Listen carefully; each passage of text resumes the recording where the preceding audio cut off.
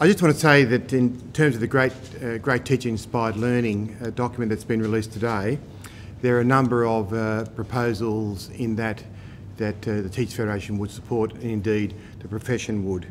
I just say that from the outset that we've just received the documents, so we're still looking at the details of the proposal, but from what we have seen, there are many proposals in that document that we would support, and indeed many of the proposals that we put to the consultation process, we are pleased to say have been included in the final document that's been released.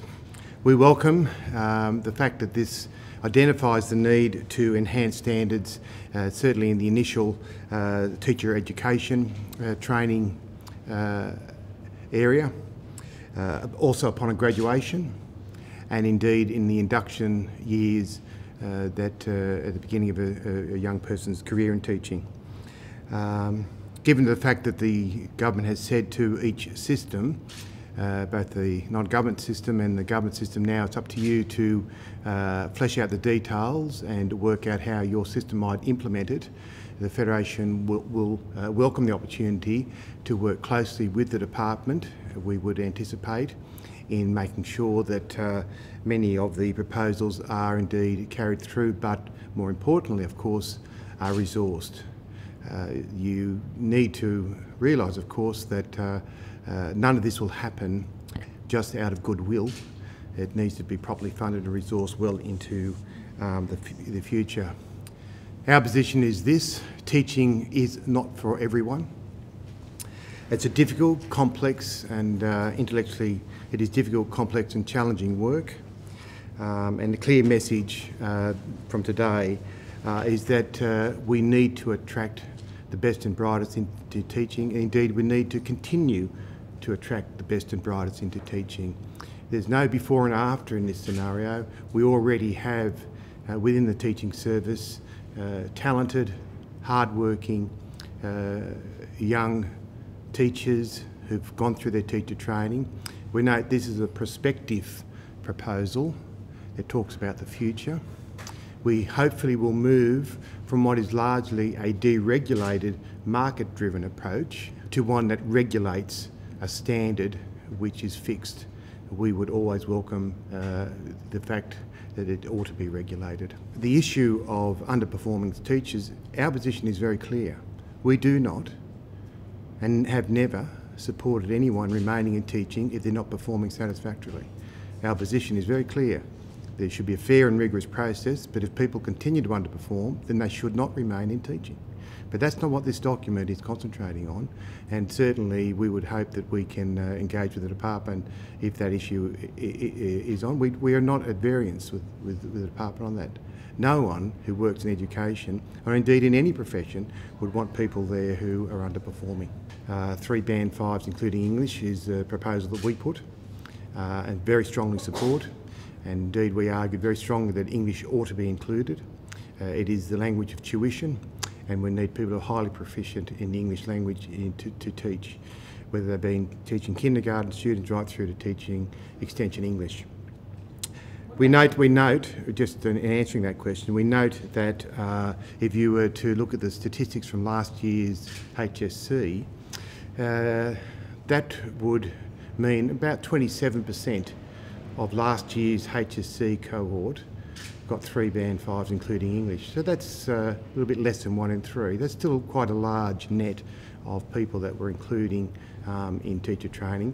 We also need to make the point that this is only about entry into teacher training straight from the HSC. There are many other ways and other programs where mature age students, people who are retraining from other professions, can also access teacher training. This is only dealing with, that issue is only dealing with those who are coming straight out of high school into university. We need now to, I think as a profession, to make sure we now control how this is going to be implemented, and that we work closely with our employer, the department, to ensure that the voice of the profession is right there, right in the middle, making sure that it's that we carry through and resource and fund it appropriately. For instance, one proposal in it is to give some release time for young teachers in their first couple of years of teaching.